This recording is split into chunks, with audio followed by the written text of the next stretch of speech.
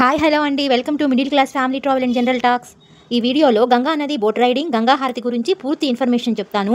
ప్రస్తుతానికి కాశీలో గంగా ప్రవాహం ఉధృతంగా ఉందండి. అంటేనండి ఇక్కడ ప్రతి సంవత్సరం ఇలానే ఉంటుంది. కాకపోతే ఎప్పటికన్నా ఈ సంవత్సరం గంగా నది ఫ్లోటింగ్ ఎక్కువగా ఉంది. కాశీలో వర్షాలు అయితే పడటం లేదండి ప్రజెంట్గా అయితే. పడినా కూడా యాత్రికులు ఇబ్బంది పడే విధంగా అయితే లేదు. పైనుండి వచ్చే వరద నీటి ప్రవాహం ఎక్కువగా ఉన్నందున కాశీలో గంగా నది ప్రవాహం ఎక్కువగా ఉంది. ఉత్తర కాశీలో వరదల వల్ల కాశీలో ఇలాంటి పరిస్థితి అయితే ఉందండి. దర్శనాలు అయితే యథావిధిగానే జరుగుతున్నాయి. కేదార్ ఘాటు, పంచగంగా ఘాట్ దగ్గర మాత్రమే గంగా స్నానానికి అనుమతిస్తున్నారు. ఒక్క బోట్ రైడింగు, గంగా హారతి తప్ప మిగతావన్నీ యథావిధిగానే జరుగుతున్నాయి. అందుకే కాశీకి జూలై, ఆగస్టు, సెప్టెంబర్ ఈ 3 నెలలు అన్సీజన్ అనేది. ఎప్పుడైనా కాశీకి వెళ్ళటానికి నవంబర్ టు మార్చి మంచి టైం అండి. ఇక వీడియోలోకి వెళ్దాం. బోట్ రైడింగు, గంగా హారతి విషయంలో తెలుసుకోకుండా వెళ్తే అమౌంట్ చాలా ఖర్చు పెట్టాల్సి వస్తుందండి. నేను చెప్పే ఇన్ఫర్మేషన్తో వెళ్ళటానికి ప్రయత్నించండి. మీరు ఎక్కడ స్టే చేస్తారో వాళ్ళ దగ్గర బోట్ రైడింగ్కు, గంగా హారతి చూపించే వాళ్ళు ఉంటారండి. మీరు వాళ్ళ ద్వారా వెళ్ళొద్దు. ఎందుకంటే బోట్ రైడింగ్ వాళ్ళు మాట్లాడతారు కదా, వాళ్ళేంటి మీరు స్టే చేసిన వాళ్ళకు కూడా కమిషన్ ఇవ్వాలి. వాళ్ళు ఎక్కడ ఇస్తారండి కమిషన్? బోట్ వాళ్ళు మన దగ్గర తీసుకునే కదా వాళ్ళకి ఇచ్చేది. అంటే అమౌంట్ ఎక్కువ తీసుకుంటారు ఇక్కడ. మీరు అలా కాకుండా డైరెక్ట్గా మీకు దగ్గరలో ఉన్న ఘాటుకు వెళ్ళండి. అక్కడ వాళ్ళని అడగండి, బోట్ రైడింగ్ ప్లస్ గంగా హారతి చూపించి మీరు ఎక్కడ ఎక్కుతారో అక్కడ డ్రాప్ చేయమనండి. లేదు అంటే దశాశ్వమేధ ఘాట్ దగ్గరైనా డ్రాప్ చేయమనండి. 64 ఘాట్స్ చూపించి గంగా హారతి చూపించడానికి 2000 అడుగుతారండి ఒక ఫ్యామిలీకి. మీరు అసలు అలా వెళ్ళొద్దు. మీ ఫ్యామిలీతో అయితేనే 2000 అడుగుతారు. అలా కాకుండా సర్వీస్ బోట్స్ ఉంటాయి. ఒక్కొక్కరికి 100 రూపాయలు లేదా 150 తీసుకుంటారు. అలా మాట్లాడుకొని వెళ్ళండి. సర్వీస్ బోట్స్ అయితే ప్రైవసీ ఉండదేమో మనకి అని అనుకోవద్దండి. ఫొటోస్ తీసుకుంటూ ఎవరి పనుల్లో వాళ్ళు ఉంటారండి. ఫ్రీగానే ఉంటుంది, మనకి ఏ ఇబ్బంది ఉండదు. 64 ఘాట్స్ చూపించి గంగా హారతి దగ్గర, అంటే దశాశ్వమేధ ఘాట్ దగ్గర ఆపుతారు. గంగా హారతి ఆపోజిట్ వైపు నుండి చూస్తే బాగుంటుంది, బాగా కనిపిస్తుంది అని మనం అనుకుంటాం, కానీ అది తప్పండి. దశాశ్వమేధ ఘాట్ వైపు నుండే చూస్తేనే బాగా కనపడుతుంది. మీరు వెళ్ళినప్పుడు ఓన్లీ బోట్ రైడింగ్ మాత్రమే మాట్లాడుకోండి. అది కూడా 64 ఘాట్స్ కాకుండా వరుణ నుండి 80 ఘాట్ వరకు చూపించమని అడగండి. ఇలా అయితే ఫ్యామిలీకి 1000 రూపాయలు పడుతుంది సర్వీస్ బోట్స్. కానీ ఇలా వెళ్ళాలంటేనండి తక్కువ మంది చూస్తారు. సర్వీస్ బోట్ లేకపోతే ఓన్లీ మీ ఫ్యామిలీ వరకే అయితే 2000 తీసుకుంటారు. అయినా కూడా వెళ్ళవచ్చండి ఇక్కడ. ఎందుకంటే 84 ఘాట్స్ చూస్తేనే కాశీ యాత్ర సంపూర్ణం అంటారు కాబట్టి మీ వీలుని బట్టి చూసుకోండి. లేదు అంత పెట్టలేము అనుకుంటే 64 ఘాట్స్ సర్వీస్ బోట్లో వెళ్ళి అవి చూశాక దశాశ్వమేధ ఘాట్ దగ్గర దిగండి. ఘాటు వైపు నుండే హారతి చూడండి. ఇలా అయితే 100 రూపాయలు తీసుకుంటారు ఒక్కరికి.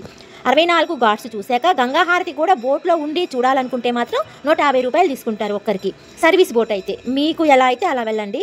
మాకు ఎదురైన అనుభవాలను బట్టి నేనైతే ఇక్కడ మీకు 100 రూపాయలతో సర్వీస్ బోట్లో 64 ఘాట్స్ చూసి దశాశ్వమేధ ఘాట్లో దిగి అక్కడ నుండే గంగా హారతి చూసుకోవటం బెటర్ అని చెప్తాను. బోట్ రైడింగ్ గురించి ఇంతేనండి. ఇంకా గంగా హారతి గురించి మాట్లాడుకుందాం. గంగా హారతి ఎప్పుడైనా దశాశ్వమేధ ఘాట్ నుండే చూడండి. రాత్రి 7 గంటలకు మొదలవుతుంది. 7:45 వరకే ఉంటుందండి హారతి ఇస్తారు. ఈ టైము సీజన్స్ బట్టి ఒక అరగంట అటు ఇటు మారుతూ ఉంటుంది. మీరు ఎక్కడైతే స్టే చేస్తారో వాళ్ళని అడగండి ఏ టైంలో అని చెప్తారు. 7 గంటలు అనుకోండి, 4:30 కల్లా మీ రూమ్ నుండి బయలుదేరి వెళ్ళండి. వెళ్ళేటప్పుడు వాటర్ బాటిల్, స్నాక్స్ ఏమైనా తీసుకొని వెళ్ళండి. ఎంత ముందు వెళ్తే అంత ముందు వరుసలో కూర్చుంటాము. గంగా హారతి బాగా కనపడుతుంది. అంటేనండి చూడటానికి ఎక్కడి నుండైనా బాగానే కనిపిస్తుంది, కానీ ఫొటోస్, వీడియోస్ పిచ్చి ఉన్న వాళ్ళు మాత్రం గంగా హారతి ఇచ్చే స్టేజ్ ఉంటుంది కదా, దానికి కుడివైపున ఉంటే బాగా కనిపిస్తుంది. 5 గంటల నుండి 8 గంటల వరకు అండి దశాశ్వమేధ ఘాటు చూడటానికి 2 కళ్ళు సరిపోవండి. కాశీ ట్రిప్ వైబ్స్ అప్పుడు ఫుల్ఫిల్ అయినట్టు ఉంటుంది. లోకల్ వాళ్ళు కూడా చాలామంది వస్తారు. పూసలు, రుద్రాక్షమాలలు, బ్యాగ్స్, టీలు, ముంత మసాలాలు, జామకాయ మసాలాలు, ఇలా ఎంతోమంది చిరు వ్యాపారం చేసుకునే వాళ్ళు మన చుట్టూ తిరుగుతూ అడుగుతూ ఉంటారండి. ఒకవైపు గంగమ్మను చూస్తూ క్రూజులు, బోట్లు అన్నీ గంగానదిలో వరుసగా ఆగి ఉంటాయి. జనాలను చూస్తూ గంగా హారతి చూస్తుంటేనండి ఇందుకు కదా కాశీ వచ్చింది అనిపిస్తుందండి.